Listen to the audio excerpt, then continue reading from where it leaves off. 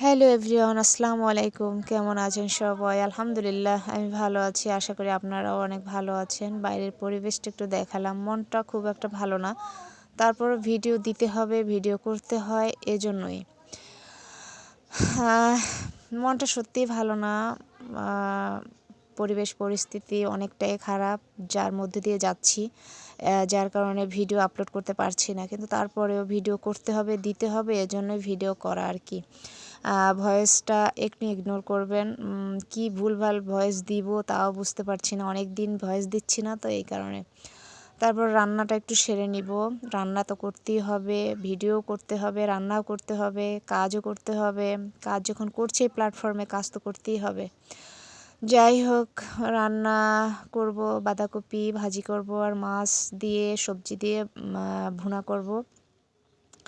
আপনাদের কাছে কিছু কথা শেয়ার করব। এই প্ল্যাটফর্মে যদি কাজ করতে চান তাহলে কিন্তু গাইডলাইন মেনে কাজ করবেন। একটা কথাই বলবো, এত কষ্ট করে, এত শরীর খারাপ, তারপরে সমস্যা, তারপর সব কিছু ওভারকাম করে কিন্তু আমরা অনেক কষ্ট করে কাজ করি, তাই না? কিন্তু এই চ্যানেলটা যদি আপনারা নিজেদের সমস্যা নিজেরাই করে ফেলেন তাহলে কিন্তু হবে না। কষ্ট করে কাজ করছেন, গাইডলাইন মেনে কাজ করবেন, অবশ্যই আপনারা এগিয়ে যেতে পারবেন, এখান থেকে কিছু একটা করতে পারবেন। তাই এত শখের চ্যানেল হারাবেন না। সঠিক গাইডলাইন মেনে কাজ করবেন, স্প্যামিং কমেন্টস করবেন না, follow to follow, back to back, তারপরে আমি বন্ধু হয়েছি, আমি সাবস্ক্রাইব করেছি, আপনারা একটু সাবস্ক্রাইব করে দেবেন, আমার চ্যানেলটা ঘুরে আসবেন। সঠিক গাইডলাইন মানেন, আর হচ্ছে সবসময় ভিডিও আপলোড করেন, রেগুলার ভিডিও আপলোড করেন এবং অন্যের ভিডিও দেখেন, সুন্দর সুন্দর গঠনমূলক কমেন্টস করেন। আর ওখান থেকে আর লং ভিডিও আপলোড করবেন, লং ভিডিও আপলোড করবেন, রিলস ভিডিও আপলোড করবেন, আর ফটো আপলোড করবেন। লং ভিডিও রিলস আপলোড করলে কিন্তু আপনি ওখান থেকে অনেক বেশি বন্ধু পাবেন। লং ভিডিও হচ্ছে একটা চ্যানেলের প্রাণ শক্তি, ঠিক আছে? লং ভিডিও আপলোড করবেন।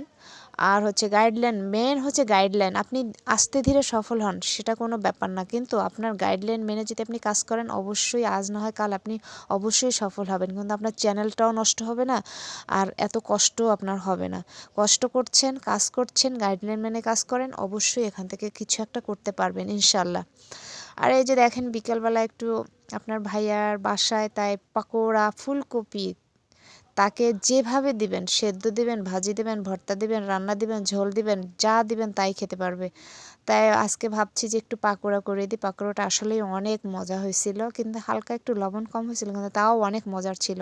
আজকে বাসায় ছিল তাই পাকোড়া করে দিলাম, অনেকটাই মজার ছিল। আর এই শীতের সিজনে তো সবজি অনেক বেশি ভালো লাগে। আর ফুলকপি থাকবে না, ফুলকপির ভাজি, ভর্তা, পাকোড়া সবই থাকবে। যাই হোক, খেতে খেতে আপনাদের কাছ থেকে বিদায় নেব। আপনারা সবসময় সতর্ক থাকবেন, সবসময় ভালোভাবে কাজ করবেন, বুঝে শুনে কাজ করবেন, সবাই সবার পাশে থাকবেন, এতটুকুই বলবো।